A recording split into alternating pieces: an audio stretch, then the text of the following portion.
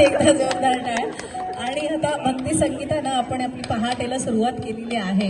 आता थोडंसं शेवटी संगीत असते नाही का आपल्या हृदयामध्ये, त्याच्यासाठी एक छान एक कप्पा आहे असा. आपली दिवसाची सुरुवात संगीताने सुरू होते आणि झोपताना सुद्धा संगीतानं आपण झोपतो.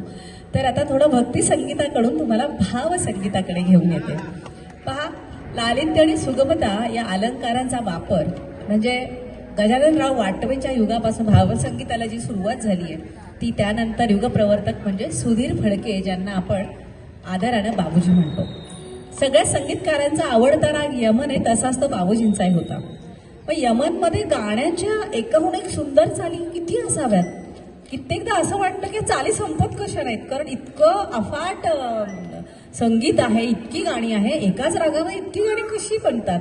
जसं पुण्याच्या काही दुकानांमध्ये पाट्या लागलेल्या असतात, वडे संपले, तशा यमनमध्ये चाली संपल्या असं कधी जाहीर करू शकेल का कोणी? पण तसं नाही होत. हीच तर क्रिएटिव्हिटी आपल्या सगळ्या संगीतकारांमध्ये आहे.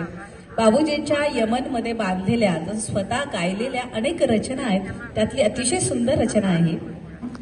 सुगम संगीताच्या कार्यक्रमामध्ये सातत्यानं गायलं जातं एक धाकटी बहीण चित्रपटातलं युगलगीत. श्रीधर फडके त्यांचा कार्यक्रम करतात तेव्हा ते गातात आणि सांगतात सुद्धा की मुंबईचं जावई या चित्रपटातलं गीत होतं का रे दुरावा.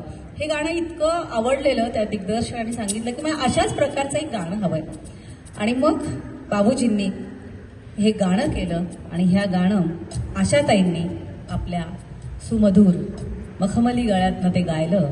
त्यावेळेस प्रेमातल्या, तर ह्या सगळ्या कवींना गायकांना म्हणजे असं फूल, कळी, काकडी, निसर्ग हे कायमच खुणावत असतं. आणि ते जेव्हा ते गीतातनं त्या शब्दांची अशी गुंफण करतात म्हणजे प्रेमाला सुद्धा ते निसर्गाशी जेव्हा जोडतात ते अतिशय सुंदर असं भावगीत प्रकट होतं.